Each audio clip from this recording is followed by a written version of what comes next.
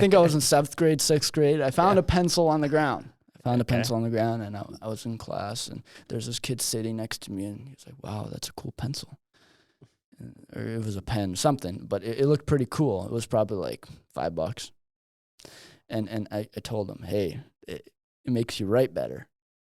No way, you sold somebody a pen. So I took a regular pencil pen, and I wrote on it, and I wrote pretty sloppy. And then next thing you know, I pick up that pen, the pen that makes you write real good. It helps your handwriting. Salvage time. And it was beautiful, better than a typed letter. And this boy picked up the pen and wrote with it and said, wow, it actually works. And that day it was sold. Paul. Yes. Are we starting now? We got to get going, dude. Welcome to the podcast. I'm going to go ahead and let you introduce yourself. Tell me what you do, what your name is. Go ahead. All right. My name is Paul Partyka. I am from Minnesota. I'm currently 20 years old. And I'm the owner of Party Visuals, LLC, which I am a videographer. So I work with, couples that need their weddings filmed or other businesses that need small video advertisements, that sort of stuff. So I've worked with some construction companies and some other fields here and there. So nowadays, every company, everyone needs a video. Yeah. Whether it's influencers building your brand or anything like that, everyone needs a video. Even Instagram right now, it's turning more favorable to videos than pictures, which is a big change. Okay, you threw in you were 20 years old. I feel like that doesn't give it actual justice. Dang, dude, I thought you were older. No, 20 years young. Wow. You should probably get off the podcast. Sitting next to some grandpas now. Bro, I'm saying, dude. Yeah. No. So here's that stings, man. We're getting old. We ain't old. Okay, so actually, how old were you when you started? I think that's an important question. So this, like a lot of other entrepreneurs, started as a hobby to me. I was probably like 15. I got a GoPro. I don't remember if I paid for it. My parents got me it for Christmas. But anyways, I had a GoPro. And I would, whenever hang out with my buddies, we'd be snowboarding in the wintertime or just always doing stuff, teenagers, that's what we do. But I was always the one filming it, either on your phone, GoPro, that sort of stuff, and putting little montages together. Nothing too serious, just capturing the moments, which, later progressed into doing videos for other people, go on vacation and I just make a short clip and I'd start progressing different styles, learning more. And then slowly I had actually a family friend reach out to me and he was getting married and I've never filmed a wedding before. And he would ask me to film his wedding. And that's kind of how I got started with the whole process. So started as a hobby, and then I got the opportunity to try something a little bit more serious. And then from there, it kind of took off. Dude, that's awesome. Self-taught? Yeah, self-taught. YouTube University, the best place to learn. No college tuition over here. No student debts. That's true. Dude, that's crazy. What's it called? You, so we like, so with someone who's like kind of obviously as young as you are, but I think you have a decent enough. So like, how long have you been doing it like seriously, or you know what I mean? Because like, I'm assuming you couldn't just do it full time like right away. There's had to be like a build up because like you have to get clientele as well as like a wedding isn't like an everyday kind of thing. Exactly. Yeah. So like. How did you kind of, obviously you said how you got into your first one. How did the ball start rolling after that first one? And why did you choose like videography? Because, most people go into the photography. Like you shortly mentioned like Instagram was more on videos than photos nowadays. But were those the thoughts of a 16-year-old or, you know what I mean? Like, what did you think about any of those things or has that been definitely not at all as you've went on? Yeah. So it definitely developed, first, like I said, it was a hobby, but then once I realized, hey, there's some profit in it, not many 16-year-olds or when I started 15 years old as a hobby. And then later I'd say I was probably 16 and a half or so. I was probably 16 when I filmed my first wedding. When I was 16, I didn't get my license right away after I turned 16, so I remember my sister had to actually drive me around from location to location. That's crazy. For that family friend's wedding, and before I get too ahead of myself, I did have a mentor, kind of. He helped me out. It was a great opportunity. So we had a local videographer. His name is Val Lutsenko. He moved to South Carolina. He's a great guy. He started doing wedding films, and before I did any wedding films, he just saw my Instagram. I did not know him, so technology nowadays, it brings people together through social media, which is great. Right. So I never met him or anything like that. We were just in the same community, kind of. I just knew people that knew him, and he started his business maybe a year or two before I did my first wedding, but he kind of. He had me come out to one of his wedding gigs. Today's episode is brought to you by Modern Press. Have you ever seen or thought of an idea for a t-shirt, long sleeve hoodie, or even shorts or pants? That idea usually dies out as soon as it comes, because the figuring out of who, what, how much starts filling your thoughts. At mdrnpress.com, you have everything you need to get those creative juices flowing without the stalling worry of who will make it, how long, and what it will cost. Modern Press is an all-inclusive apparel outlet for you.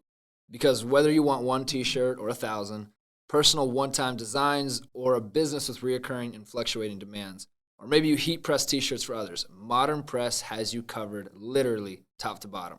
From printing on demand, as much direct to film as you desire, to rushing your order. Just go to mdrnpress.com and click order now. Again, that's mdrnpress.com. Use promo code partONE to get 10% off, and that's partONE to get 10% off your order. And had me become a second shooter. So I kind of got the background of what's going on, what needs to be done, what is expected, and that sort of stuff. Yeah. So before I did my first solo wedding, he kind of took me under his wing and kind of showed me the ropes, which I'm very thankful to have someone like that. It's great to have someone that you could lean to, and still to this day, if I have any questions, I can reach out to him. So it's really good to have someone like that. So that's kind of how I got started as well, getting into the wedding. So he helped me with that, the business side of it, and also talking to clients, and which was very nice to learn for someone that was older than me, someone that knew a little bit more. So it's a great opportunity to have that not everyone has, but I recommend if there's someone that is around them to lean on, that's really good. 100%.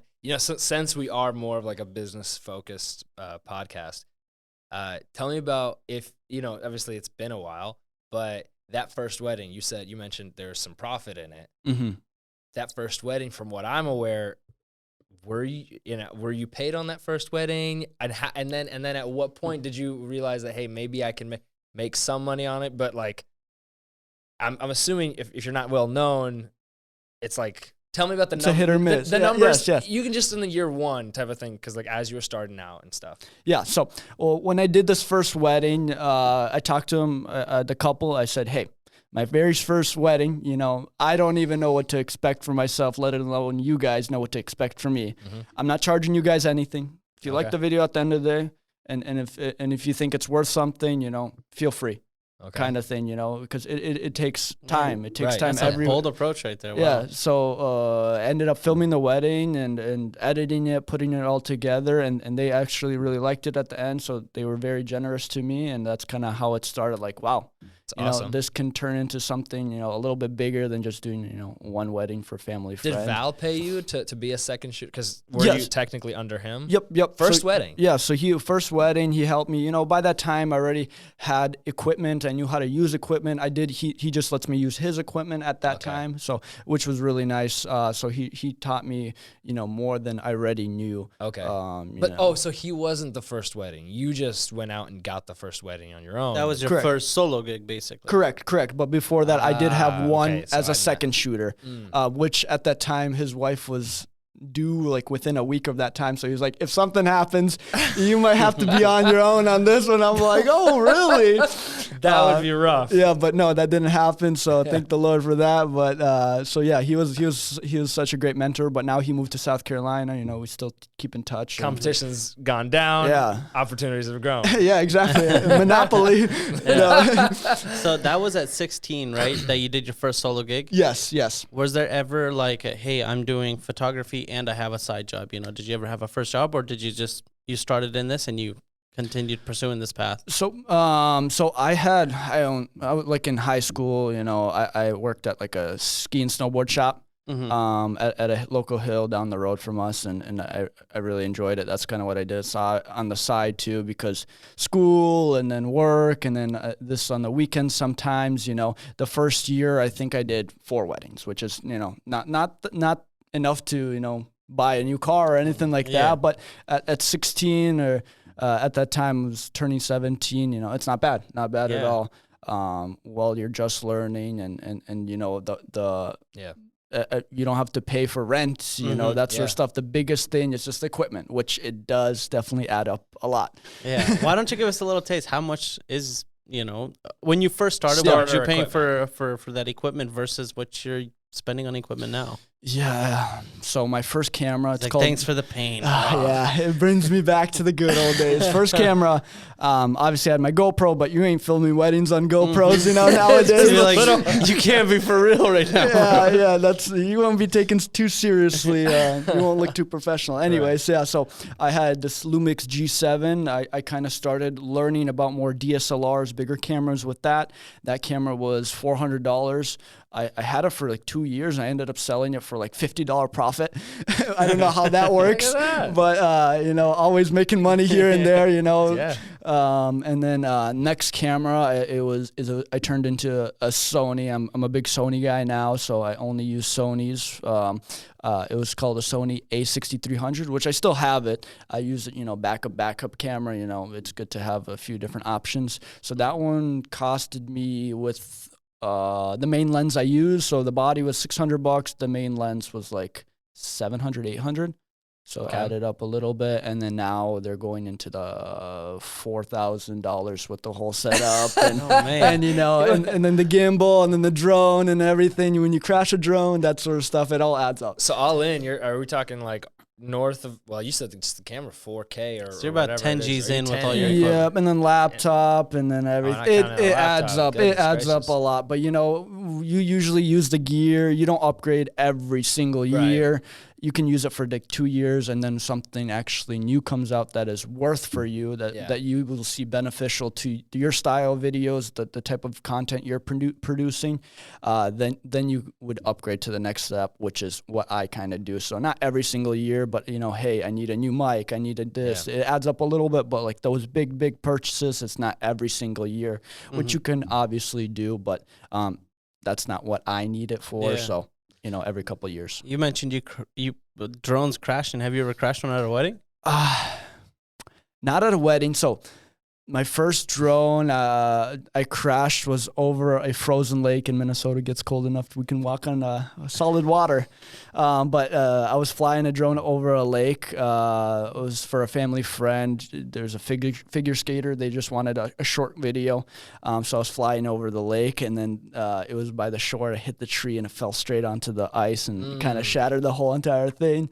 And then actually a couple weeks ago, I was filming a house for a roofing install video, and I was kind of flying back and straight into a tree, and then it falls onto the grass, and it's perfectly fine. Got it right back up. So there's been a couple times, a couple close scares, but they do add up a little bit. Was that Midwestern Construction? No. I was doing. Why are you name dropping? Hold up. Because I saw a video that was put out by them, and I don't know. No, that wasn't me. I know that guy. He's a local. Okay. Yeah. I know him. All right, Nate, take it away. No, but cut that junk out. Cut it out. No, I know the guy that made the video. I recommend him to other people. If I'm booked or something like that, I like sharing other people and getting people known, because that's kind of how I started.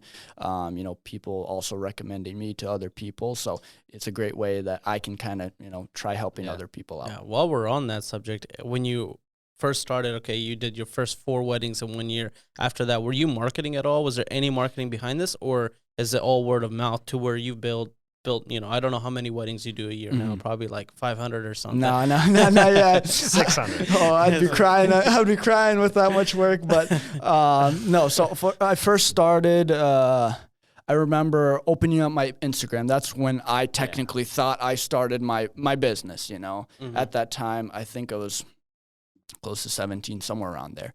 I opened up my own Instagram, and I was like, man, this is the big move, that sort of stuff. And then later, a half a year to follow, I opened up my actual LLC. Found out he has to work. Yeah. It ain't that easy. It ain't that easy, but yeah. So I did that on Instagram. So mainly word of mouth was the biggest thing, is people show other people their wedding videos. Oh, who did that? Can I get their info? That sort of stuff. And then people just spreading my name. And then there would be Instagram, which is a great way, including hashtags, like putting in the bottom, MN wedding videographer. So if people are looking for a wedding videographer, they can just search it on Instagram, MN wedding videographer. I would show up, my content would show up, people see what I'm making, they like it, they message me for more info, that sort of stuff. So have you had leads come in from Instagram just by, people? Yeah, absolutely. It's Instagram leads? Wow. Yeah, social media is crazy. Like I said, you can meet people you've never thought you're going to meet before. And I've had people reach out for me through Instagram DMs. They just, ask a couple more questions. And then from there, we get more deeper. And then How many weddings roughly, like, would you say, like, do you do, or would you say on average, because I know you went under vow, right, for a while, if you can kind of talk off that experience, how many weddings roughly is that, like a year, or does that, because it's not just weddings, because this is kind of a weird, I think videography, it's like another, it's because like everyone obviously gets a wedding photographer, right? Yep. And then everyone gets senior pictures and, like, you know what I mean? But it's not always like get a video of it, right? Yeah, that's usually the second thought for people. Right. It's more niche. It's definitely more niche, but it is, like, I think nowadays it's almost more expected, actually, because it's available and like not that it lasts more than in a picture, but like you get to live it more. Yep, more emotion. You get to relive it. So how in that case, like, obviously you have to be more select, I guess. You have a smaller, I guess, market base, right? Yeah. Or I would say so, because talk to me about that. Like, pictures, family pictures. You're not going to do family video, right. That sort of stuff. You just move around and just hold it. Yeah, same thing for senior pictures, that sort of stuff. So, and in that sort of way, the business people that want to grow their business with advertising, there's a bigger opportunity, I personally see, growing your business with video than picture. A picture can only share a certain amount of things, while a video, someone talking about it, maybe captions, some movement in it, can show a lot more than just one picture. That's how I see it. I see it more beneficial to businesses using videos instead of pictures. So are you more trying to focus in on, like, because you're already in a videographer kind of space, are you trying to focus more on the business, the kind of catering to business and commercial, that side of things, or more on the wedding side of things? Or is there not a real, like, preference, I guess, at this moment? Because you said you kind of see that is like a bigger side. Is that something like long term that you're thinking, like, hey, if I can just do business commercials or something like that? Or I think the wedding part is definitely a lot more stressful. That's for sure, compared to working with business owners and making small advertisements for them. It's a lot more stressful, but right now that's just where more of the money is at, Okay.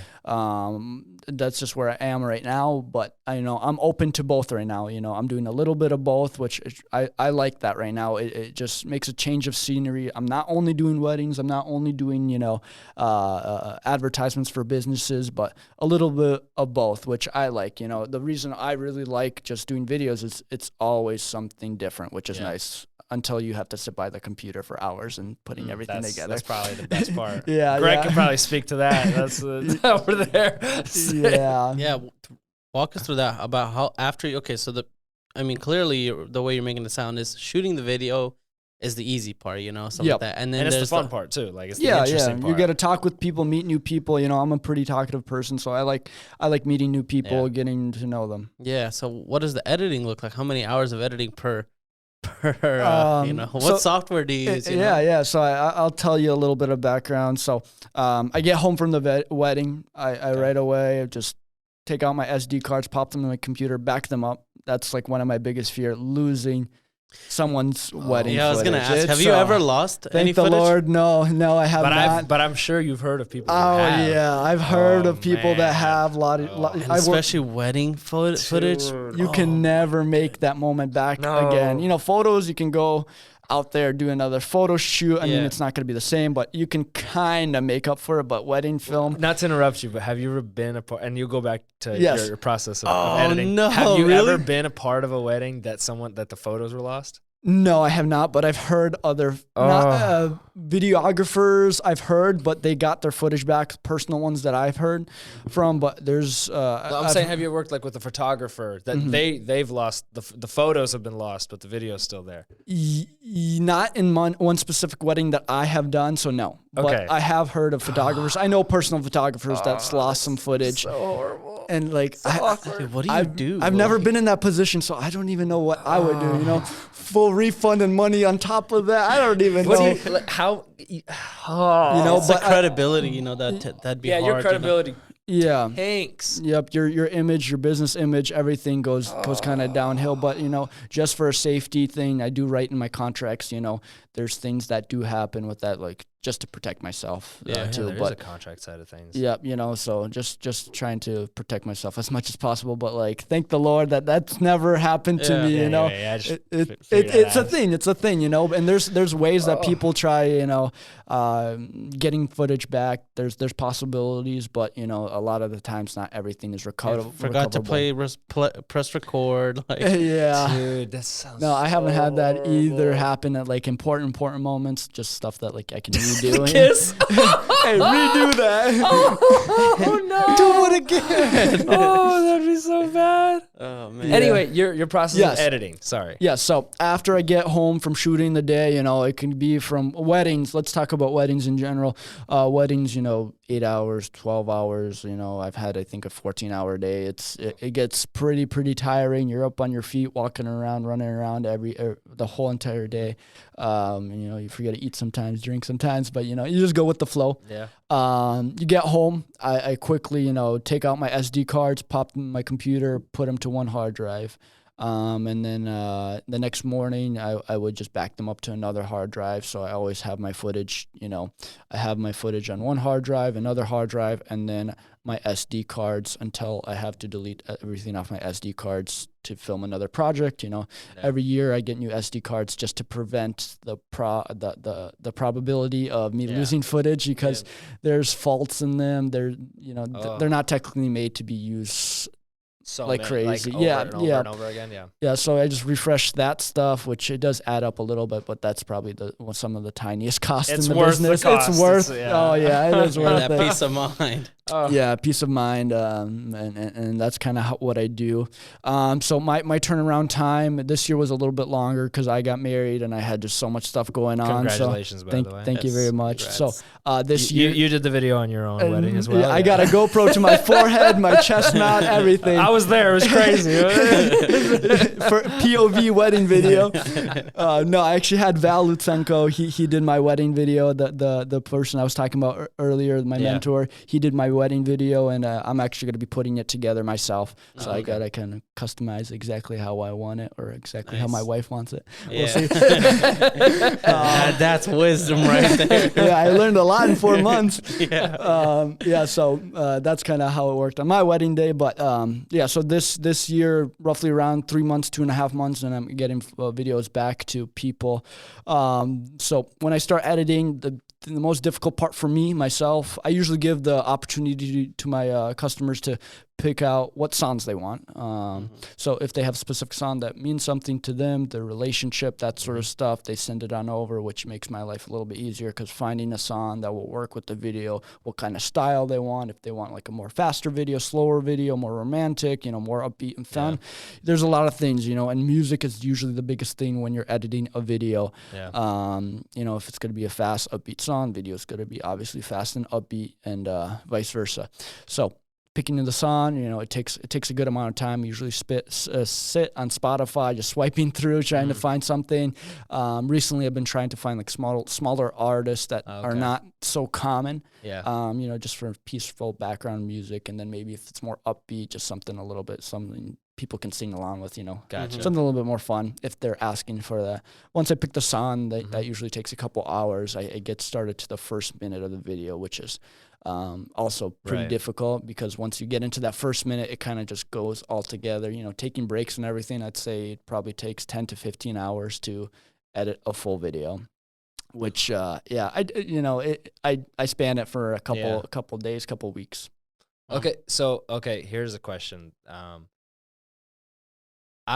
So in your opinion, you've done it long enough. How much is it to be a great videographer? And I've seen plenty of yours; they're great. Thank you. But the thing is, to be a great videographer, right? To have that business, is it more important to get great raw footage, or is it more important to be creative how you put the video together? I definitely think the way you shoot your footage is more important than the way you put it together. And that's why, because you can, how you shoot the shot cannot be changed in post, but in post, you can change everything. You can change the shot. If you want to slow it down a little bit, you can slow it down. But if you're filming the footage and it's shaky as ever, and you can't fix anything like that in post. So I think the way you film your footage and your creativity when you're filming footage will better display your final product than the way you know how to edit. So what was harder to learn? The editing side, or the choosing of how to creatively film? I think right now I'm learning more how to creatively film more than edit. I feel like editing, I'm at a good place right now. I'm still learning. I'm confident with my editing skills. I'm getting faster every single time. I kind of know the system now by now. But trying to figure out different shots, different styles, and try changing it up every single wedding it's definitely the place that's difficult for me, especially from creativity standpoint. Sometimes as a creator, doing this, for a great part of my life, you get creativity blocks. You just run out of ideas, which is the biggest roadblock I get in my business, I believe. So how do you deal with that? Like to follow, like, how do you learn new things, or like, how did you, and how did you even start? Like, cause I don't like, there's like the shot, how you get the shot and where you need to stand and how you need to tell people what to do. How do you even get to like learn a new creative way to do that? Is that YouTube? Is that watching other people, how they do it? Or is it, like how, like, is it practice? You just kind of look and you just think. Because you have to, I feel like these things have to be practiced, but how do you practice that? I've always had a pretty creative mind from a young age. I always like drawing. I always like tinkering with stuff. I was pretty creative from the start, but and that's definitely helping me to this day. But right now, the biggest thing is just watching other videos. So, before I would film a wedding, sometimes I would sit down and watch some other people's wedding videos. It gives me some inspiration. I just, it shows you, hey, I really like this. I don't like this. I should do this. I shouldn't do that. It gets me a lot of inspiration. Sometimes I write down stuff. Hey, I want to do this shot. I do want to do this shot, because when you're on the field actually filming, a lot of stuff just flies out of your head. So it's good. I love just writing things down. So I want to hop back a little bit to the social media. You said, okay, so for businesses you're doing social media, are you just shooting the footage for them, or are you completely managing their social media too?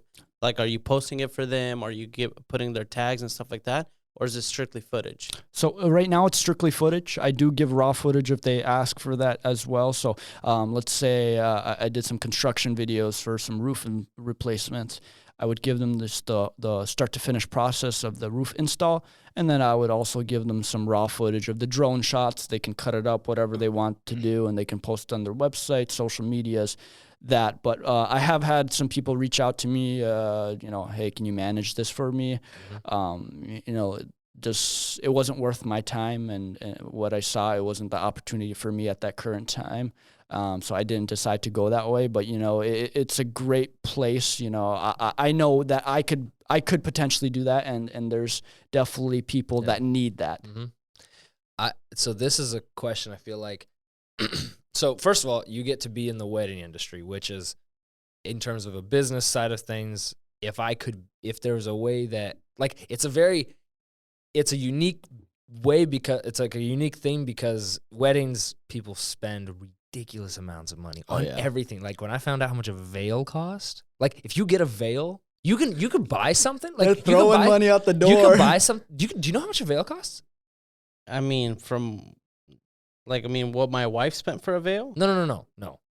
You can make a veil or buy something like a veil. You can Amazon Prime one, can or Amazon you can Prime just one. like and they will look exactly the same. But like a regular veil, they're like $600, $700. I was shocked. Like, shocked.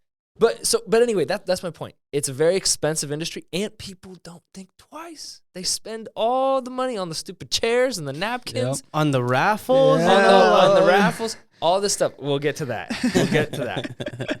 What I do want to ask is you, and this is a business question, and if you could please, I know we're looking inside your closet at this point, but how do you go about technically setting a price for something that is a one-off, a unique like experience, especially since it's like, because it's so custom, it's like a one-time thing, it'll never be replicated. How do you even go about pricing that? Like, is it talk to me about that, and how did you start? Like, how would someone start pricing themselves? Because you don't want to undercharge, but also it's one of those things that what's your thoughts on it? Yeah, so I'll start out from the beginning, how I kind of learned the pricing, that sort of stuff. But one thing I would like to say for anyone that is doing or is wanting to go into this creative workspace is, starting off, you're going to have to do things for free. I mean, that's kind of a weird thing to say. You know, we're in the business. Everyone needs to make money. We live in America. You need money to survive. But that's kind of a thing that you need to know. You know, you got to do stuff for free in the beginning. That's how you get your name out. That's how people see your work. You're just starting and charging $2,000. No one's going to book you because they don't know what type of work you do. They don't know what your style is. That's why you do have to start off either doing really dirt cheap or doing it for free. So I kind of started off with the free thing. You know, I offered it to the person I knew for free, and they ended up giving me something. But I did a couple other things. For example, there was a project that this construction company wanted me to film. I was like, I have no idea. I've never done something like this before. Let me do it for you for free. And if some other projects come where you need me to film, I already know what kind of ballpark and what to charge you. So I did it for free. They loved the stuff. They called me back for a few other things. So it worked out good like that. Just the way that I advertised it. Hey, I'll do it for free. I'll figure out. We built a good relationship through that. We got to know each other better as that, and they build more trust. So that was a good thing. So I started off doing a couple of gigs here and there for free. Then at the start, at my age, I was able to do stuff for a lot cheaper than other people. Right. I was speaking with another creator, and I told him how much I charge for a wedding, and he was kind of shocked when I was just starting out. The reason why I was able to do that is I was still living with my parents. I had nothing really holding me back, so I used that to my full potential. That's really smart, actually. So at that time when I was just starting, the first year or year and a half, I would be charging, I think it was $800 for a wedding video, which now I look back to it and I'm like, man, was it even worth my time? But clearly it was. Clearly was. You're kind of established now, which is exactly. So it clearly was. So I did a good amount of weddings for that $800. Then the next year I booked it up to $1,300 or $500.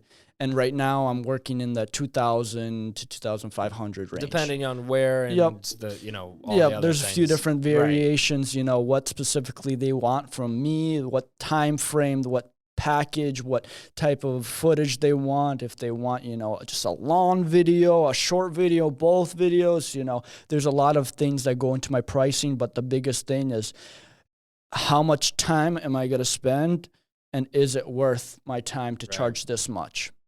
Okay, so kind of a curveball at you. Why should anyone choose you over the next videographer or some other videographer? Like, what is your competitive advantage? So, in this field, your work kind of sells itself. So I don't really try going out there like, hey, pick me, not them. Mm-hmm. If you like my work, you're going to pick me. If you don't like it, you're going to go find someone else. It's simple as that. So the way I display my work is going to bring in the type of customers I want to bring in. If they like it, they do. If they don't, they're going to go find someone else. It's simple as that. You ever shot a wedding where you didn't like the footage or how it came out? I could say yes. Yes, I have done it. What'd you do? I mean, you don't just delete it. You just don't delete it, but it was erased. I pressed delete. There's been a wedding video where I probably redid twice. I did it to the end. I'm like, man, this is working out. Like re-edited? Yeah, I re-edited it myself before even Ouch. setting it to the clients. So I would just I finished it and I just watched it through a couple of times. When I was living with my parents, I loved showing my video to my sister and my mom because they're very have. Family will be honest. Yes, they will definitely be honest. They don't care about your feelings. That's right. If you spend 10 hours locked in your room editing a video and they tell you it sucks, they'll tell you it sucks. That's actually good, a though. really good thing to have. Yeah, but starting out, I wasn't not very good at taking that criticism. I'll be honest. No. I like Dude, it that way. I'm gonna keep it that I way. bet it would be hard, especially after 15 hours. You're like, I'm finally done. I did everything. Time to get paid and get on Yeah, with it. but then once I got older, I realized that same thing. I'm putting out my image through these videos, so people will say, "Hey, this is Party Visuals work." I like it. I don't like it, and if they like it, they'll book me. Yeah. So editing is probably your least favorite part of it. I would say so, and in recent times, I this year specifically, I tried trying something new. So in this field, usually if you have some knowledge in filming, taking pictures, there's a big chance that you're not going to want to work under someone. You're just going to start your own business. That's just where more money is. It's obvious. Obviously, there is people that just don't want to do the business side. They're just super good at being creative. They have no care in the world about the business side. They just want to create stuff, which that's just not me. So that's why I started my own thing, which very many of these creators do. So it's hard to find someone that would edit your videos for you or just go out there and film, because usually if they know how to do it, they're just doing it on their own. Question. I know a lot of times, like my wife was talking about this, is that when you have like photographers and like the reason certain photographers and like I guess videographers in the same sentence would get picked is because their style of editing is what someone is looking for. So would you ever be open to giving that part away, or do you think that is like your style, or is that something that you think someone else could do as long as the shots are there? Because you did mention shots, as long as they're there. It's such a crazy. That's exactly the question I was about to ask. 100%. And this is kind of what I wanted to go into. So how I said editing, it takes a big chunk at a time. So if I could figure out a way, this is what I've been thinking about. This is what in this last year I've been trying to figure out. How in the last year can I speed up the process of video editing so I can make faster turnaround times, use less of my personal time, but in the end create a good product, because like we talked about earlier, the product reflects you and your business. So I tried out for a couple weddings this year through Fiverr. I think you know what that is. I found some people that have similar style to me, editing wise. So, they use similar shots. Well, obviously the shots are my shots, but, similar style. Right. They would either use a lot of slow motion, which right now that's what I'm into. That's what I do, which I like right now. And I find someone that I think would reflect my style very well. So recently this year, I sent out a couple wedding videos just to test out to a couple Fiverr people. To see how it would look. To see how it looks. And these guys' turnaround times are like a week. Which is amazing. So I would get back their videos. This is what I did this year. I would get back their videos, and I'd see what I like. I'd see what I don't like. I would take their video, and then I would just chop out the parts I don't like, and I would just add my stuff in there. what I think should have been in there. That's interesting. What I would add, and that cut down my process in probably more than half. 75%, I think it would cut down my process. That's smart. So would you recommend that to someone like that's starting, or do you think that you should get your own style to be unique enough? Or, I mean, technically, if technically if you're using the same editor, that would be the style. Yep. You know what I mean? So what would you think? Do you think someone should, even, like, let's say someone loves doing video side of things, should they even go into the second part? I think that's a great opportunity that this technology has brought us. You send out the footage to someone and they take care of the rest for you. But also, if you don't know how to edit videos, you're not very good at it. You're not going to even know what to look for and what's good and what's exactly wrong. You, like, when I'm looking at, you have to make sure the beat of your song matches up to the end and to the beginning of each clip. So that's a big thing. So I've been just testing waters, and right now it's been pretty good. You know, I kind of tell this guy what I like, what I need, what the couple expects, and he sends me back. I would send back some provisions and until we get something comfortable with. I'm comfortable with taking and then adding my own touch to it. So, okay, here's a question. Do you know if is this how... Because I've never even thought about this. Is this how, like, videographers do it in the industry? Is this like a normal thing that is done? I honestly don't know. Or is it like taboo? I honestly don't even know. I'm the only one that I know that did it, that has tried this at least. I know other videographers. I have had videographers reach out to me and say, "Hey, I'm swamped. I need someone to edit my videos." You know, and if I have some free time, I will do it. But that's not too often. So it is a normal thing where people are reaching out and having other people work for them, sub for them, and that sort of stuff. It is very common in this field. Even for editing pictures as well, it's very common. I've heard of people just taking the photos, sending them out, and having someone else edit them as well. Okay, here's a question in terms of... And I'm not saying don't mention names or nothing like that, but what about because if you're, I mean, I don't think you've ever been at a wedding. So here's a question, like two-part question. Are weddings, you mentioned that there's more money there. Are they like, is that kind of what since there's more money there, obviously I'm assuming it makes more profit, it makes more sense to do that. But I don't think you've ever done a wedding without a photographer, right? Correct. Tell me how that works. Has there been a situation where it's nice to have someone who's really experienced, or has there been a situation where it's like, this person has no idea what they're doing, or this person's a Nazi? Like, is there times where it's like nice to have someone with you work? Because think about it, it's two creative different flows. Talk to me about that. How important is it to have a photographer that lets you work or that just takes over? What is your thoughts on that?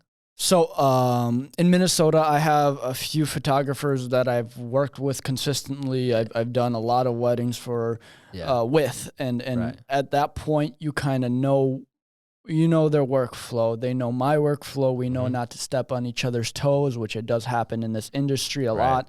So I kind of work with them, they work with me, so it is super nice to have that. So I have a couple photographers, if some clients are reaching out to me, hey, we're looking for a photographer, I would reach out, hey, I worked with these people, they do great work, we work well together, which is super nice to have people like that I can share their name out to, their name as well. So it's really good to have that. But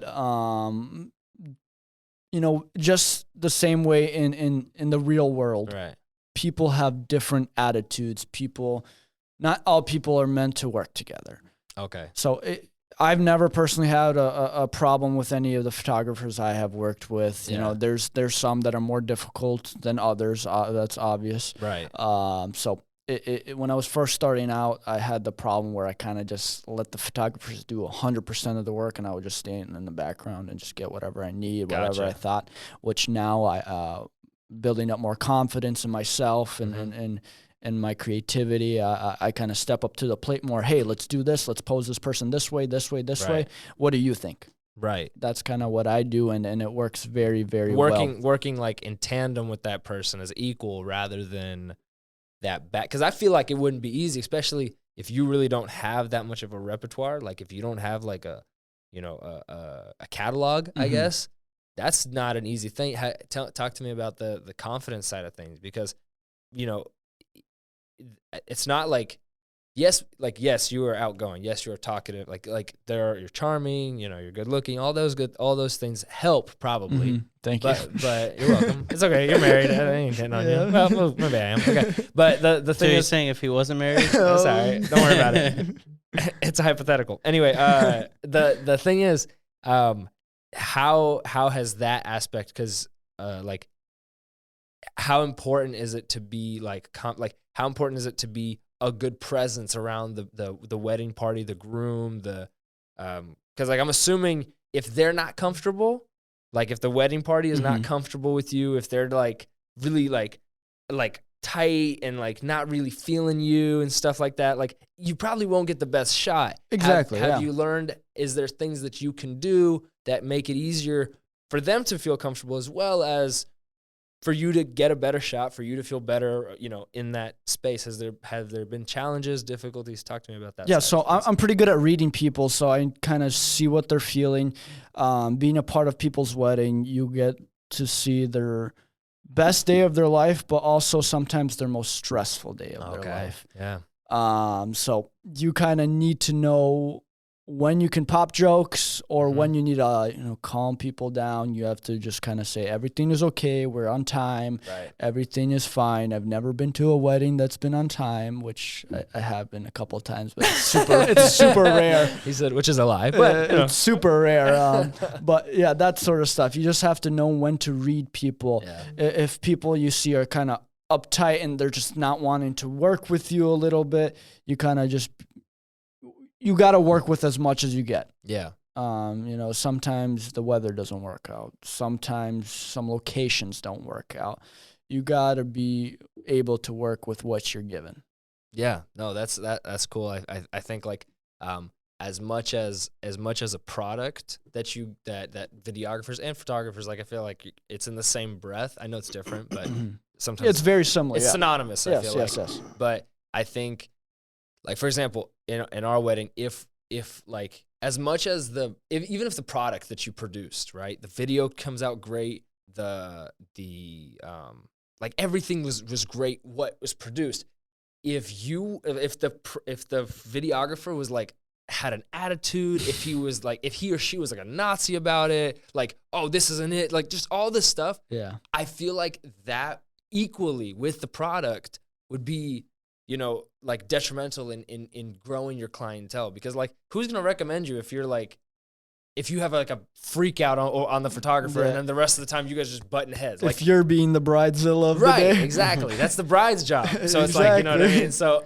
but I that's something interesting. I feel like I don't know, it obviously comes natural to you, but it's definitely a whole package deal. So how you represent yourself, how your video represents you, and that sort of stuff, it goes hand in hand. So just the same way, if someone goes and is trying to share my name, hey, I love this person's work, but during my wedding day, they were super rushing me and they were not cooperating. Yeah. They did good work, but it was difficult to work with them. So you choose what you want, either a good product and someone hard to work with. So I try package that all into one, someone friendly, someone easy to work with that produces good content as well. Has there been one of if you have something? No, you can go ahead. I'm gonna transition after you. Yeah. Well, maybe we're going to the same place. What you've seen a couple different weddings or I already know where you're going with. This is exactly the question I was gonna ask. You're stealing all your questions today. I'm just gonna. We should switch spots. Have there been some really cool, unique, creative, awesome things that you've seen or have been a part of that you were this is dope, this is cool? Before we go there, okay, because I know where you're going with this. So my question is, okay, so you're a videographer and stuff like that, right? So and you're really good at what you do. So when it came to your wedding and somebody else was doing the video, were you focused on your wedding, or could you just not help yourself and you were telling, hey, get this angle, hey, I want this angle, you know what I mean? Could you not did you? So during my wedding day, so since I had, someone that I really trust, like I said, one of my mentors doing it, I didn't have that problem. I did tell him, throughout the day, hey, I kind of want this shot. I know what it's going to look like. I think this is going to look sick. Hey, can you get this? I did that a couple times, but you only get this wedding day once, so I wanted to enjoy it as much as possible. So, and then bouncing back to Ed's question, some creative things that I've seen. Every couple is very different. Right. Every couple is very different. So every wedding is obviously going to be different, but different trends go around and that sort of stuff where certain things are kind of in style in wedding videos and just weddings in general, and then certain things are out of style. But I would say that it's definitely the way the people are reflect on how the wedding day is going to be, There's people that are super creative. They want to do everything on their own. They want to do everything different than, typical weddings, you would say. And there's people that are just like, hey, I just want this day to go standard.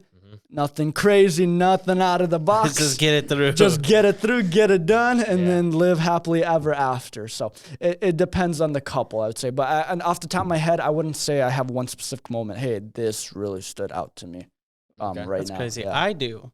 I heard that there was this wedding, and maybe you heard about it, or they give away a car or something. So you had this wedding, and we were at your guys' wedding. Yes, yes. Thank you for going. So, and we just stayed the whole time. I had to get back to Lincoln.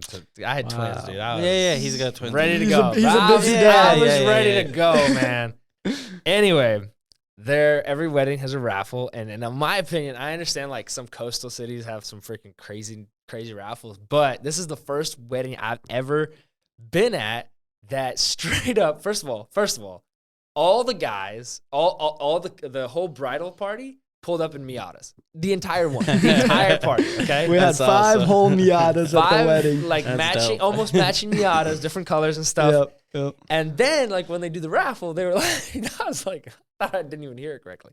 They were like, this is the prize, yada, yada, yada. And then the top prize is a car. I was like, a red Mazda Miata, and Ed's just like, I gotta clean my ears. Am I hearing this right? I'm not even that much into cars. Did you buy a raffle? I think we did. But I think we gave it away because I was already out. Because I'm assuming. Imagine if you would have given away that car. That was actually such a smart move on your part. I want to talk about the Miata. It's that business mindset. There's a crazy story about this. Talk to me about that.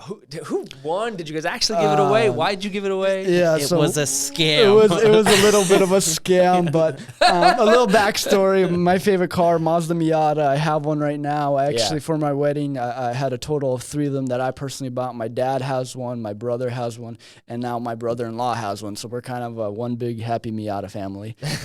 So I bought them, fixed them up a little bit, got them ready for the wedding. And people know me as the Miata guy. For the side, I kind of buy them, fix them up, and sell them. It's a hobby that I have. I've always been into cars, and I like messing and tinkering with cars, and making some cash on the side for them is always fun. So people know me for my Miatas. I've had, I think, 13 of them or 12 of them in my life. And so I decided it's only right for the wedding day that every single person in the wedding party to have a Miata. So that's what we did. We had a couple raffles, and I thought it would be kind of funny. I talked with our host and said, hey, do you think this is a little too much? Hold up. Was that last second? That wasn't last second. It was like a week and a half before the wedding. Okay.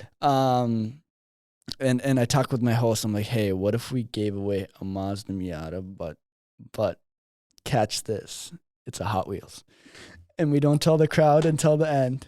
Oh snap! I didn't know that. And my little cousin, he actually collects Hot Wheels, so I call him up. I'm like, hey, you got a red Mazda Miata Hot Wheels? He's like, yes, sir. And bring it to the wedding. There's no way I didn't know this. And so our host goes, and one of my groomsmen gives the Miata key, and my host goes walking around. I saw the key. The last prize is a red Mazda Miata, which we had a red one outside, and he was holding the key. And we ended up giving a red Mazda Miata, but it was a Hot Wheels. Snap! You bamboozled everybody. Y'all played everybody. And my other cousin won, and we ended up giving her a gift card too. So kind of supplemented. Oh my Sorry. goodness. Yeah, but I don't think she would have been so excited for a Mazda Miata. Her husband probably would have been a little bit more.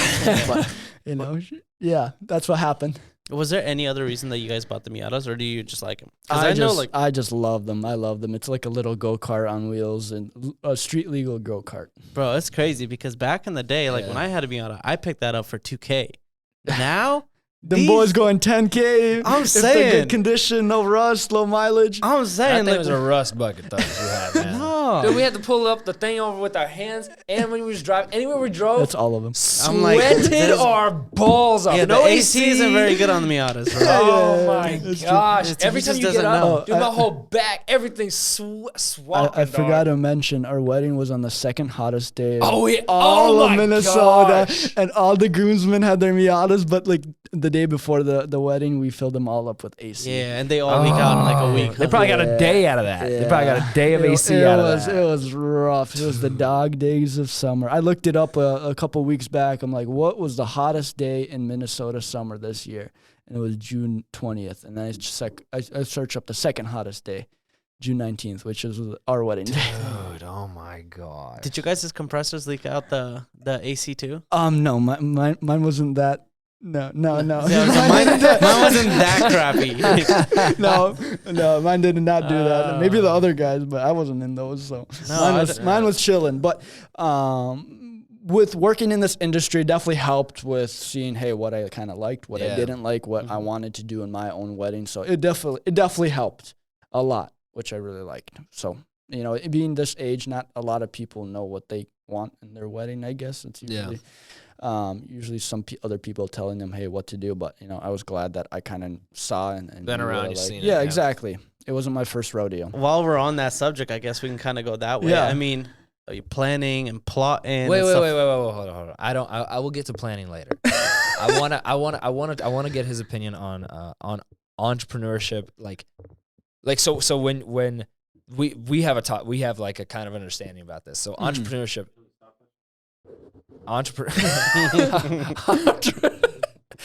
Keep that in. He was petting it. Entrepreneurship is like super sexy, right? But it can be dirty. But entrepreneurship is not sexy. Like it's a lot of blood, sweat, tears, and just eating crap. It's like it's the 97% that people don't see and the 3% that people love, right? So your opinion on entrepreneurship. Mm-hmm. Is it for everyone? Can anyone be an entrepreneur? What does a great entrepreneur have to have? Those kind of things. Talk to me about just your take on entrepreneurship in general. I think 100% not everyone. It's not for everyone. It's not for everyone, but it definitely takes a special type of person. I do believe that people, there's lots of people that were born entrepreneurs. They're born with a certain characteristics that I think are needed. And you got to be courageous. You have to be ambitious. You have to be ready to try and put your step your foot into new doors. Those are very important things that I think you need to be an entrepreneur. And not everyone is able to do those. Not everyone is born with that. But I can definitely say that you can definitely learn to be an entrepreneur. You can definitely learn to be those traits. But it's definitely not easier, but it's something that is necessary, which not everyone wants to be. There's people that just want to be the employee, which you can't make a business without employees if you're trying to grow, which it's super important. And those people are very important to any business, small or big. Yeah. And, obviously not everyone can be an entrepreneur. There wouldn't be any employees, Right. If everyone was an entrepreneur. So there has to be a healthy balance. So that's why I believe not everyone's cut out. No, not everyone is made to be an entrepreneur. Not everyone is, cut out and made to be a employee as well. What's your take on work-life balance? It's difficult. It's difficult, especially that I've gotten married. It's my perspective changed. All my guys back home, they know me. I work too much. That's what they say. I work too much. It's a good quality to have. I said entrepreneurship. That's an entrepreneur. Yeah. I saw, there's this quote. It's if you want to be, what's the thing? Oh my gosh. I just heard the quote. Oh shoot. It's like if something about like if you want to be overpaid, you have to be willing to be overworked. You have to be willing to overwork or something like that. Like something along. But they said it a lot better. But you were saying work-life balance. Yeah. So before I was married, I definitely thought I was a lot more balanced in my work life. So me and my now wife, we lived like an hour away from each other. So we didn't see each other every single day. So we saw each other maybe once a week, that sort of stuff. So I had a lot more time, to do more of my work, right? Get in my zone, do whatever I need to do to get everything done. And now that I've been married, I get to see her every single day. I have to spend. I don't have to. Sorry, Greg, cut that, please. I get to spend more time with her every single day. I realize that sometimes I do work too much. Yeah. Which, like I said, I love working, but there is a certain limit that you need to realize that working too much, it's going to take away from other things in your life, whether it's church, your relationships, and that sort of stuff, things that are most likely more important than your business. So there needs to be a balance, which right now, just being married, I'm still working on it. It's definitely going to take some time, but it's something that's very important for any entrepreneur to get a good balance, because if you don't have a good balance, there's certain aspects of your life that you'll have to either sacrifice or they're just going to fail because you do not have that work balance. Yeah. I don't know if you guys spoke about this when I had to step out, but I mean, was there ever a point kind of when you were starting, with videography and stuff like that, where it was like, hey, like, I don't know if this is worth it, like this is kind of, did you have a breaking point?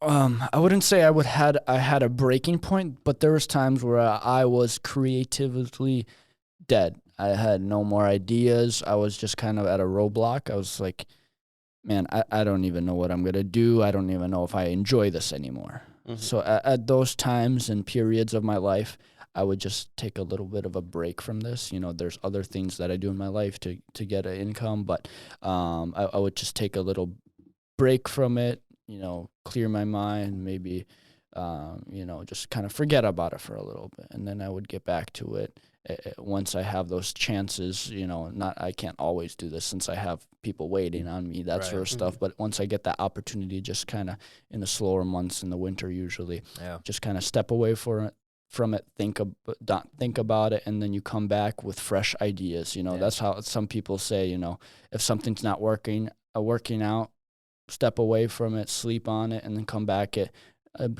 it the next day with a fresh head.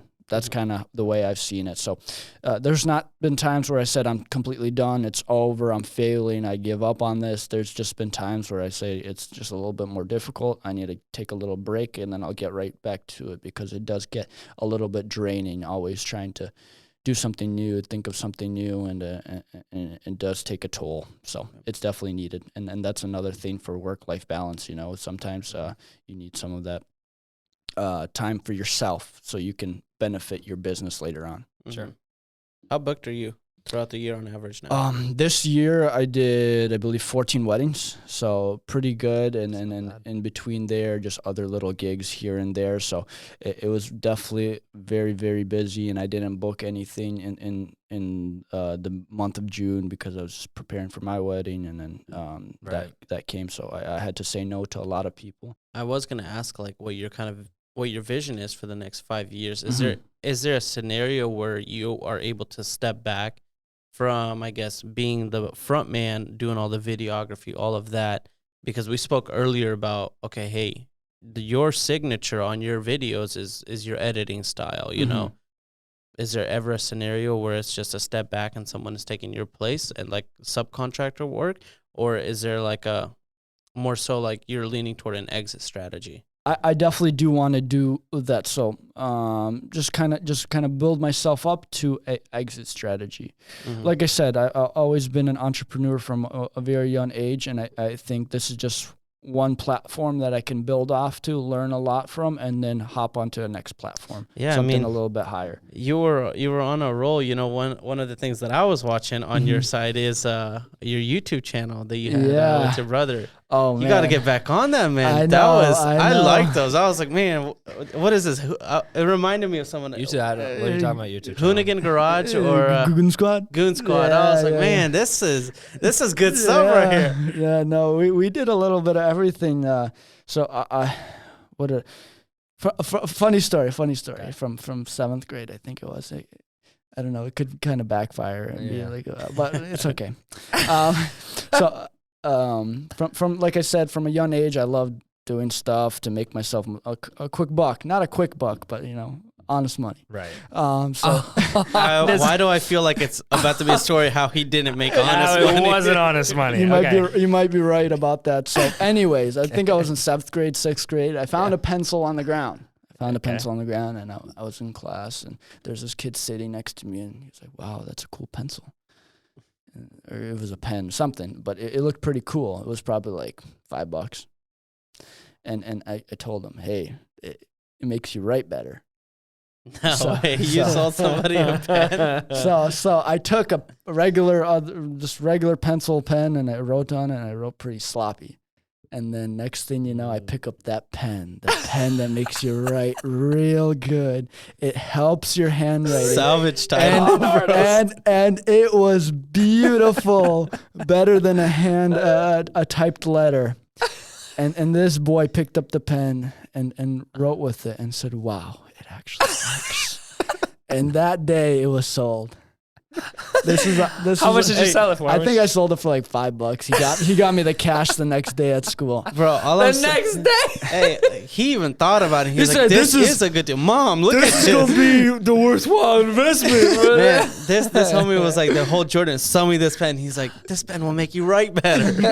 Yeah, but from a different point of view. But yeah, like I said, so I had that, and then when I was younger, my dad owns an auto body shop. I would sell parts that he would just have spares laying around, stuff he didn't need anymore. I would sell that on eBay, which I was probably 14 at that time and making decent money for a 14-year-old, just flipping parts, that sort of stuff. And later to that, I would just start into the video stuff, and it kind of always just making money here and there wherever I can, buying a car, cleaning it up and fixing it up, taking nice pictures of it and listing it up, always somewhere to make some money.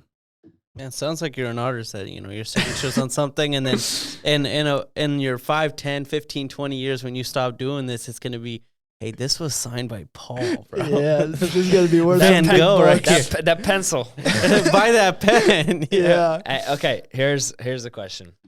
So I feel like because of the internet and because of the vast amount of knowledge that's available, like early, we're able to have conversations because we're all pretty young. Mm-hmm. We're able to have like conversations in terms of like career conversations. Cause like I'm 23, but I've been in it for like 5 years, like grinding, right? And you're kind of similar as well. In those situations, I have a perspective on life of what you should do, in your early years, right? What's your take on it? How should, let's say, a young guy or a young girl, what should they do age 15 to 20? How should they approach life if they want to, whatever? What should 15, 20-year-old guys, girls do? How should they be living life if they want to be successful someday? I actually had this similar conversation with one of my good buddies. We have totally two opposite point of views, so we were in a little bit of a going back and forth. Maybe you guys should start a it. podcast. Yeah, y'all should start a podcast because we clearly have a bunch of different views. Yeah, so it's my point of view is how I am doing it is I want to work hard now, so I don't have to work as hard later. There's a reason why he thinks like that. There's a reason why I think like that. We have very different personalities, that sort of stuff. So the reason why I believe that you should take this time to your benefit is because you're not always going to be able to do this much work. You're not going to be physically, mentally able to do this type of work, to do this amount of work. Yeah. True that, man. Yeah. It's And true that. and so you got to take that to your advantage while you have this time. As well as right now with technology, like I said, I learned everything I know about video editing and that sort of stuff from YouTube. Not everything, but most stuff from YouTube. Right. You can take that to your advantage like crazy. Anything you want to learn, whether it's a language, a new type of starting a business, A to Z, it's on YouTube. You don't have to pay nothing. You just watch videos, you take notes, and you learn that way. And using that to your benefit, you can use this time to grow yourself, start a business, grow that business. So later on in life, you don't have to work that hard. You can take that time on the beach, relaxing, chilling. Is that your view of retirement? No. No. He's like, I'm painting a picture of something that you would like He to said see. something that someone would like, but I personally would not like this. I want to be riding off in the sunset in my Miata. That's what I want. And I'm using them pens that make me write better. Working 24/7, No, I personally, don't see myself like that. I still see myself working, not as much, obviously, but still doing something to be productive. Because even like me, again, there's two different people. Like I go on a vacation, I can't sit on the beach for 7 days straight. I want to go home and go do something, go work, go do something. I feel like I'm not being productive. Yeah. Even though it's necessary for people, and people can't just work their whole lives away. You need time for yourself. You need times for breaks. But, that's just my personal trait. Like, hey, I need to go home and work. I'm done with this. I had enough vacation. Yeah. I love this, what we're talking about. I've been obsessed with this quote. It's actually a very old quote, but it's getting brought back to life right now because I think Kanye West or something said it on a podcast. Maybe he did. I don't know. My brain's kind of scattered today. And this is coming from an entrepreneurial point of view, but it can relate to everything. But there's two types of people. There's two ways of thinking, right? And two men, right? So let's say there's one man that thinks he can, and one man that thinks he can, and they're both right. Mm-hmm. Isn't that good? That's really good. That is good. That is true. That is true. Whatever you set your mind to, you can accomplish.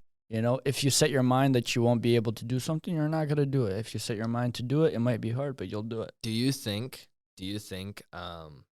real question here, I'm assuming you're not an immigrant. No, I was But born and you're- raised in the U.S. of A. U.S. of A, okay. But you came from a background of immigrants. Yep. Okay. Pops and In mom. your both. opinion, was that just answer one word, Mhm. was that a benefit to you or did that hurt you? I think that was a straight up benefit. Okay, follow up. Do you think that people, how should I put this? Do you think it is good for young people to not be very well off? Do you think it gives them a benefit in life to get that hunger? Because when I was going to school, I didn't have, I don't want to say Americans, but a lot of the friends that I had were not thinking, like they were not paying for their own cell phone at like 13 years old, at 15 years old. You know what I mean? Like they weren't paying for their own clothes. They weren't, you know what I mean? All that stuff. Like they weren't, Were you? Well, the clothes that I wanted, my mom's was. He wasn't walking around naked on the streets. Because the thing is, like, my mom, she'd buy us clothes, right? She would buy the bare minimum, and if you wanted something nicer, we wanted Nikes, we wanted them elite socks, you know what I'm saying? And so from the tasseling from all the money you get on the summer, that's what all my money went into that, because like I wanted to, like, you know what I mean, have that clothes. So, but beyond that, my point is that in your opinion do you think it is actually a benefit to people that grow up in a bad situation versus people that grow up in a better situation?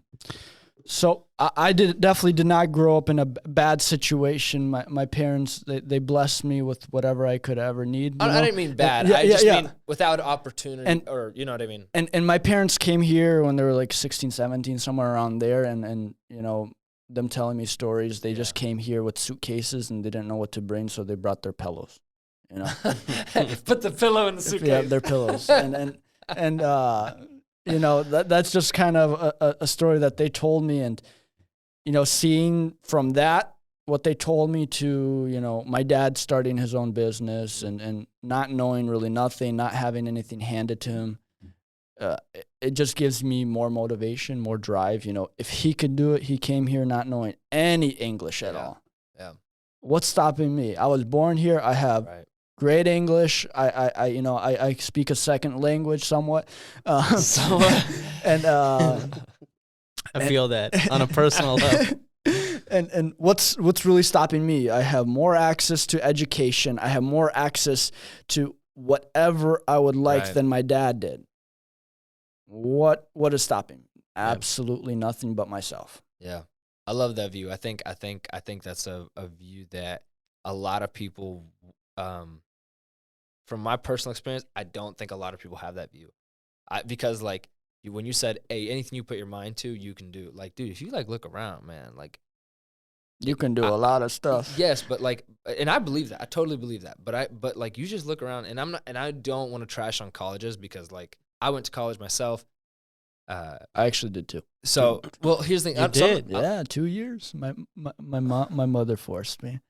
Well, so here's the thing. But you go, like, you look around, like, just even like in the news and stuff, you can see, like, dude, a bunch of like snowflakes, man. Like, no adversity, and like that's when you get all this like craziness. Like I think I just feel like the without adversity, you can't gain those failures. You can't gain those scars that help you learn and help you get. I'm not talking about get tough. I'm not, you know, I'm not saying you got to get into fights, but I'm saying you learn how to make it. Yeah, learn how to make it. Learn how to go out and like, and the second you achieve one little thing in a tiny little way, you can achieve a bigger thing and a bigger thing. It builds your confidence to say that, you know what, anything that I'd put my mind to, I can do. While we're on this topic, I mean, we're all married here, so how do you teach your kids to not be spoiled brats, you know? Because it's not, I'm not saying that we're all, you know, multimillionaires, you know, and we've already, you know, are ready to give everything our kids. But I mean, speaking from all of our points of views, my kids will probably have it better than I had it for sure, you know? Yeah, and I hope my kids that's the goal, have it right? better than I had it too. That's the goal that's the goal, right? Yeah. But who wants to take a crack at it? I'll take a crack at it. You know, I don't have any children, so so you guys might be a little bit better. But from what I've heard listening to other people's podcasts, that people that are, you know, are making great amounts of money, they find it very difficult. They have their kids and they want to give everything they possibly can to their kids, but in return, that doesn't teach them good lessons. I don't know how the best way me and my wife will be doing it, you know, but I think it's important to teach them the value of things. So I remember going to my dad bringing me to the shop while he's working on cars when I was maybe 10 years old. Yeah. You know, and I see it's not easy work. It's not easy work. It's labor. And, you know, and he works us every single day just so we can have a good life. He earned every dollar. He earned every dollar, and I appreciate that he showed me this because I understand, you know, he ain't ripping $100 bills off the trees and going to the store and buying, you know, some nice clothes, some nice shoes, a nice car. He had to work hard for this money, and he works hard to give us a good life. And in the same way, I think that is the best way to show my future kids, you know, to understand, hey, this is just not given to people. You have to work hard for it, a lot for it. Yeah. But how do you give them drive, man? You know, like I have a take on it. Let's hear it. I just, like, for me, this like, is a good lesson for me. Like, you know, even me, like, I asked Scott, dude, I don't know. For me, even now, the way I do it, like, I overload myself like crazy, and I'm like, this is gonna either push me to a new boundary, you know, or I'm gonna break. Yeah, or I'm gonna break. You know, like even today, traveling all day, then hopping in here, dude. Man, when I came back, bro, my head was like numbing, dude. Such a bad migraine, dude. I was like, oh my goodness, I don't know what I'm gonna do right now. I think, okay, so I think the way that I'm planning on doing it, I'm planning on giving my kids, when I say every opportunity, I mean forcing them to be involved in every opportunity I think is worthwhile. Up until probably about high school. I don't know when in high school, maybe when they're a senior, or maybe when they're a freshman, or maybe somewhere in between. But up until then, they will be involved in sports every season. They'll be involved in some kind of music instrument. Actually, about middle school, if they want to drop it, they can drop it. That's when I dropped the instrument. That's when I dropped the it trumpet, too. the saxophone, the clarinet. Nah, dude, my wife's on that. It's gotta be in the orchestra, I bro. hated it, dude. But I was in the trumpet, baritone, and then I went to tuba, and I still couldn't hit the notes. I was in the bad. trumpet, bro. I hate it because she'd walk by my music instructor. She'd be walking by, and she'd be like, "Somebody's not playing right," and I knew it was me. I could live that, dude. And she's like right next to me, and you know what I would do? Everyone's playing, and I wouldn't be blowing into the trumpet. I'd be like, there ain't no way I'm about to do this. Ain't wrong. no sound coming out of my instrument. Can't say it's me. okay, so I'm planning to basically, they will have to. They will have to go to all these things. They'll have to go to these camps. They'll have to, okay? Just so that they can taste everything that I think would be good for them to taste, okay? At a certain point, and what I'm hoping for is that they will, and I don't know about the answer, but I'm hoping that at a certain point, they will find something that they really like doing, and that they will come to me and say, I want to do this. See, but I hate me that, out. dude. Hear me. I hate the, hey, find something you like to do. Dude, I'm a big believer. You didn't let me finish. Stop. Go ahead. Okay. So here's the thing. I think this is two different conversations, because when you talk about children and you talk about people that are growing into adults, I'm talking about children. Okay. I think it's important to set certain things as a child, because I don't think you should be following your passions. Find something that makes money and get good at it, and fall in love with it. Yeah. That's the thing. So I think Big you and I believer. agree about that 100%. But what I do want them to do is I do want them to find something that they can learn and work to get good at. That skill of getting good at something, even if you like it or don't like it, I find that so important. And there's probably a billion more things that go into it, and I only have 1-year-olds, right? Mm-hmm. But here's the thing.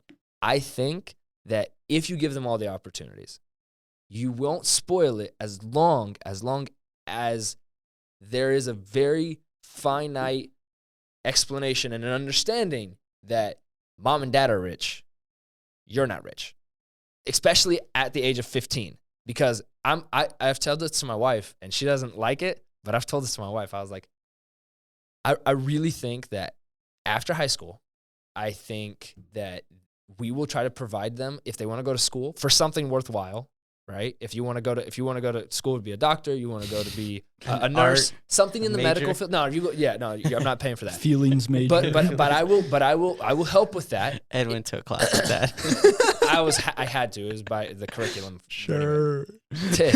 Anyway, the thing is, I will want to provide for that. Okay, if I can see if you got a head on your shoulders, right? If you see value in it. If I see value in it, or if you're trying to start your own thing, if you start your own business, I'll maybe try to find some way to help in that. But if you are not on it, I actually want to tell my kids this. I'm not gonna say 18, but 21, you're out. Oh yeah, Yeah. I agree, dude. If I did Maybe not at 18, because I wasn't out at 18. I can't say that. I mean, you had say- an opportunity, but I remember I couldn't get you out of Yeah, that you house. couldn't. No, you couldn't. Well, I was too cheap. I didn't want to pay. I remember, if I can just say this one. I remember my mom telling me. So my mom said, she said all of her kids are going to go to college. Okay. But she told me one thing. She said, if you start your own business where you're making enough income to move out on your own, do whatever you need to do, and you're making it off this sole business, you don't have to go to college. Yeah. Mhm. And I wasn't at that time when I started going to college, Yeah. and I finished. I got a 2-year degree, and that's it. For Yeah, what? But what is the two? Digital marketing. That's a high income skill. Yeah. So it's nice. It's something that I have under my belt. If something goes wrong, I can lean back on it. But no one will hire you for your degree. People will hire you if you have the skill. Yes. But you didn't get the skill from the school. You got the skill from doing it all the time. Yeah. You did. Well, you actually did do it too. So that's my point. It's like means no. But personally, that kind of drove me. Hey, I hated school. I hated school. But that drove me. Hey, I'm gonna start my own business. I'm gonna do something so I don't have to go to school. I did still end up going to school, but like I kind of failed at that. But it just pushed me a little bit further. And you know, talking growing up, I think when I talked about a little bit of selling parts on eBay and that sort of stuff. My dad had all this parts laying around. He didn't have time to list it up, sell it on his own. He was like, here, Paul, take the parts. Yeah. These are yours. You keep 100% of the profit of whatever you sell. Just take it and list it up. He gave me the opportunity. He pushed me and said, hey, figure it out. There's money in this. Figure it out and just do it to as much as you want to do it. That's right in his wheelhouse. And that's something that kind of built my drive. You know, I was like, man, I sold one thing, I can sell two things, I can sell three things. You know. Yeah. Car parts are cool. It's still like good. It holds in my heart. Like one day, like I'm like, man, maybe I want to do something with that. But anyway, side question. But no, I actually really, really like what you said there, because that would be my approach, you know, with raising my kids. You know, for me, I just want to. Even now, like I purchase certain things, and I'm like, man, I wonder if in the next 10 years this will be still something that people purchase. You know, like I have a couple vending machines. You know, so I'm like, okay, hey. I have somebody stocking them and stuff like that. And the idea is, okay, in 10 years, you know, obviously vending machines will be different if there's even going to be vending machines. But I want to be able, like the one thing that I know in my head, you know, based on, you know, scripture and based on, you know, what I've seen is children want to look up to their father and they want to like use him as an example, you know. So when I had a kid, you know, what hit me really hard is, hey, I have eyes always watching me now, whether I think they're remembering or not. Yeah. Those eyes will be watching me. So now I have to like show them like, hey, this is, you know, for my sons, this is how a man acts, you know, this is what a man does, you know?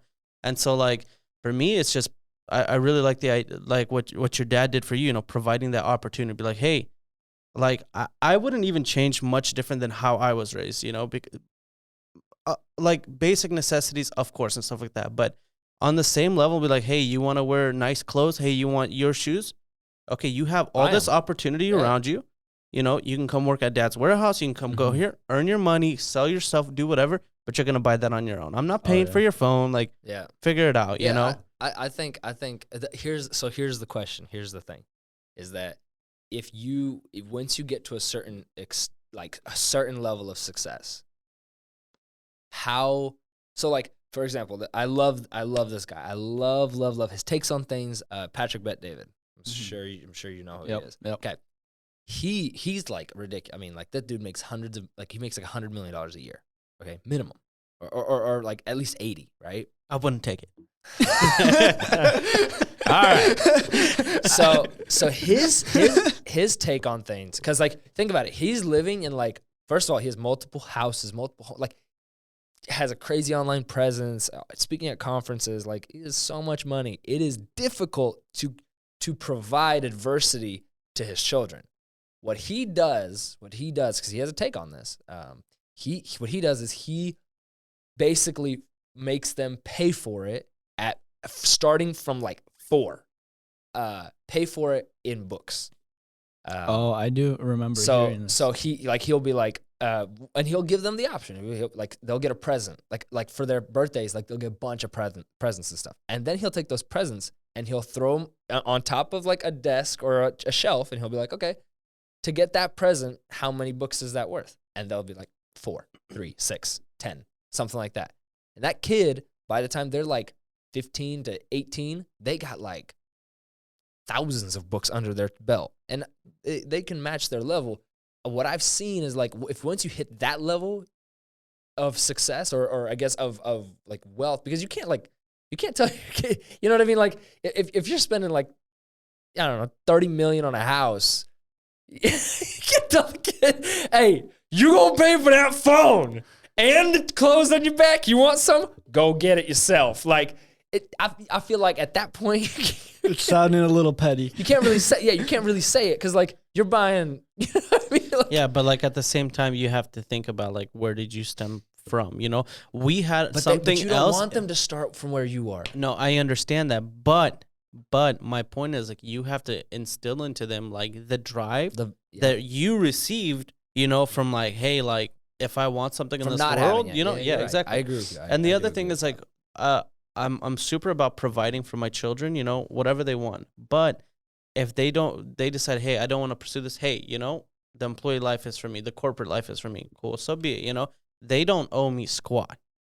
Yeah. absolutely nothing. Oh my gosh. They will never work their diapers off because that's ridiculous. That's You know what I mean? dude. That's a That's- take. That's an actual. No, that frustrates me so much that Yeah. there's people No. that believe that. I It's owe crazy. my life to my kids. They didn't ask to be brought into this world. I wanted to bring them into this world, you know? So you That's owe your very kids true. everything, you know? And so, like, part of, like, my definition of success, you know, it's never been, like, it's not just a numbers thing for me because if I'm successful, if I'm wealthy, you know, but I'm constantly traveling, I'm constantly away from my family, I didn't make it. You know, what I made is A bad example for your kids. a bad example, but, like, I'm Well, away from my you family. wouldn't be there. Yeah, you know what I mean? And it's like for me, success is like, hey, I'm able to spend time with my kids. I'm able to teach my kids things. Like there's certain things like, dude, I want to like, in my eyes, like I want to spoil the life out of my daughter, you know? You know why I want to spoil her? Because when I spoil my daughter, she knows what to expect out of a future man, out of a future husband. She's going to know what a man is going to treat her like, you know? That's true. So she better find somebody as good as me, you know? Or Otherwise- better. or better. Can I ask your Go. take on work-life balance? I'm the wrong person. No, it's a take. I don't care. I don't know, man. I don't really have a take. It's really hard. I'm still trying to figure it out right now, especially with having a kid. Like, That just adds another thing to think about, you know? you know, like it's one thing. Like overall, any advice I would give to anybody running a business or working a job, put your wife first. You know, Yeah. you know, God first, of course. You know, but put your wife first. All right, because if you don't put your wife first, your head is going to explode at work. You won't be able to concentrate anywhere else. Like, it's going to be hard. You know what I mean? Happy wife, happy life. True that. Like, true that, you know? So, Yeah, I'm definitely not on this thing of like, oh, your woman shouldn't like control this part. Okay, first of all, if I have went into this marriage and I know I'm young and I'm very unexperienced, but if I went into this and I'm saying you're half, right? Like, I don't want to like resent my wife at all. This aspect of like, oh, you shouldn't like, because you know, if you've seen that like stuff on YouTube and on like the shorts and stuff, like people like just, oh, don't be a simp, don't be this, don't be, shut No, you the better be a flip simp. up, No, dude. That your wife will be the main cause of your unhappiness and your absolute headaches. and happiness. And business failure. and happiness. Yeah. And not that she'll be the cause, but she can definitely ruin it, and she can definitely multiply it, and like it can be very fruitful. But I want to hear your take on work-life balance, though. And then you can bounce in. It's a little different for me. I have such an amazing wife, you know, and right now we're kind of in a little different season because like she's in PA school, so she's doing rotations, and then I'm running the company still, you know, and we got a little daughter, and you know, her grandparents are helping a ton, you know, my parents are helping her parents are helping a ton, and my parents are helping a ton, you know, so work-life balance, bro, I don't really have one. It's hard long term, you know, like something has to get figured out and stuff like that. Right now, like my wife is very aware that like, hey, and that's one thing that I will say is like, if you know you're gonna live a very like, you know, go lifestyle, tell your partner before they sign my up with you gosh. for life. Oh You my know what I gosh, mean? yeah. Like I That's made so it very true. clear to my wife before I married her. I was like, hey, This is my life, and I like it like this yeah, for now. Yeah, like this is Yeah. my life. Yeah, it's not like, you know what I mean? It's Like not for everyone. Yeah, I was like, you've caught me in a point right now when I was getting married. I was like, you've caught me in a point where like, hey, I'm able to take a little time, you know, to focus on this. But like, just so you know, there are 12-hour days more than there are 8-hour days, more than there are 6-hour days. You know, that's the majority. You know, so work-life balance. Only thing I could say, to be on the complete same page as your family and make sure it works with your family, and then go. Mhm. I Fill like it in. that take. Yeah. I do like that take. So Yeah. You were gonna say something? Oh, I was gonna say, you know, when you were talking about, like these people saying, oh, you're a simp or something like that, your wife is like kind of behind your business or something like that. The way I personally see it is she could also make or break your business as well. 100%. I'm filming weddings and you know, I don't expect her to come out to every single wedding with me and film with me, that sort of stuff. But at home, you know, when I'm editing, you know, supporting this, like, hey, this is good, you know, it's also a big part, you know, not necessarily being hands-on, but also, you know, supporting you. That's a good thing that I see. Yeah. That's huge, actually, like the whole hands-on thing. Like, for me, like, especially since I'm in a partnership, like, I've made it clear, I'm like, hey, you can't be hands-on. Like, if I vent to you, you know, about some frustrations, you're seeing my one side in that frustrated moment, you know? You don't expect her to go clean printers? Yeah, you know what I mean? But, like, I also, like, I value your opinion, but, like, your opinion is from an outside source, you know? So I need my wife, you know, because she's my, you know, support. You know, she understands me better than anybody. She loves me more than anybody. So I'm able to, you know, like, as harsh as it is to say, like, I'm able to offload.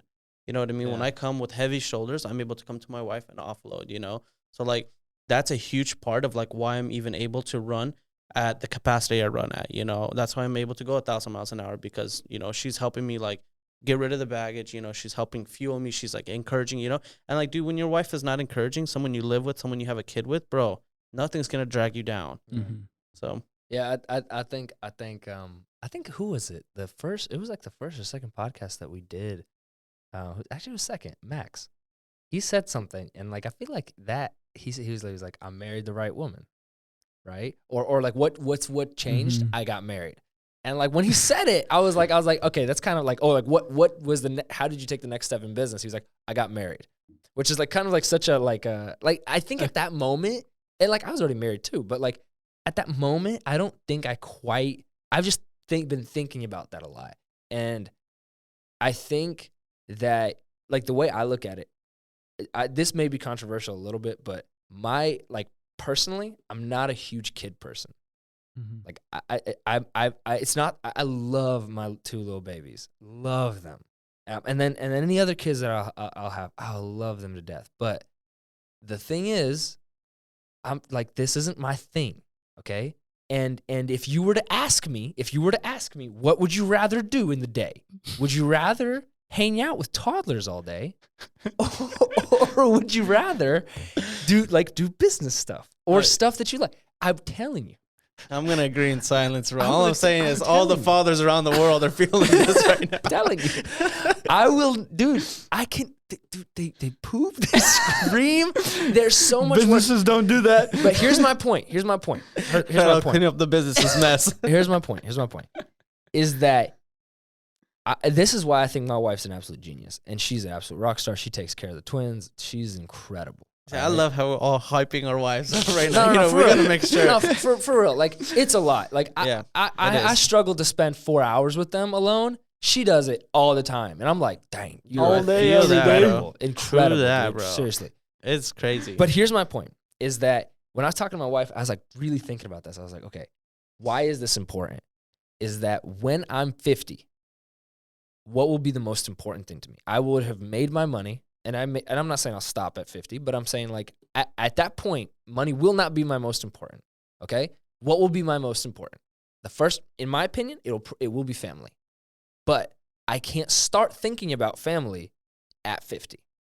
I can't start thinking about family at 45, okay? Because it takes time for kids to grow, for them to develop, for them to have their own lives. So what will be important to me then, the most important to me then, has to be cultivated now. And if that means that my wife is like, because I'm spending 10-hour days. Like, I literally tonight, dude, I freaking got off at like 7 p.m. and I think got to the office at like, I don't know, 8 or whatever. It's like a normal thing. Like, it's a normal thing that happens. I'm working on this side. The fact that she's taking care of the kids, making sure that they're everything. Dude, when she decides, like, when we hit that point, whatever that is, and like, again, I don't know. But there will be a certain point where my kids and my family will be most important. And if my wife didn't cultivate that, didn't sacrifice her like, because she could have a career too. If she didn't sacrifice to have this, don't believe I would have such a fulfilled life at 50, at 60, at 45. I think like that is the one key to having kids early and having kids because at a certain point money is not going to be important. It just won't be because like I mean, you know what I mean? Like, Turkey has 75% inflation, so who knows?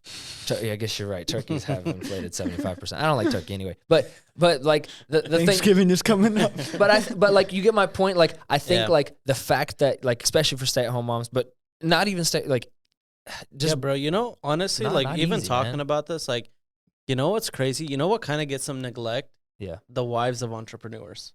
it's a lot of hard work, man. You guys got to get a couple of those on. Yo, I'm saying, Get your wives we on here. will, but that's like an episode 50. Yeah, maybe we should because They're like, gonna have the real behind the scenes juice. did they say they work a lot? hey, if you and I are here and our wives are here, who's watching the kids? Yeah, good point. The kids are running around. the grandparents. The grandparents. Good point. But yeah, all right, guys. I think we're at a stopping point. Yeah. Paul, Thank you so much. Thank you so much for having me. I appreciate it big time. I love listening to you guys. So I'm really happy to be on here. All right, you guys can follow Paul on Instagram at Party Visuals. You can follow me on Instagram there, YouTube. You can see some of my work, and if you're interested in any of it, just feel free, reach out, email, DM, text. All my information is on my social media, so feel free and reach out, and hopefully we can work together if you seem interested. Thank you guys so much again. all right.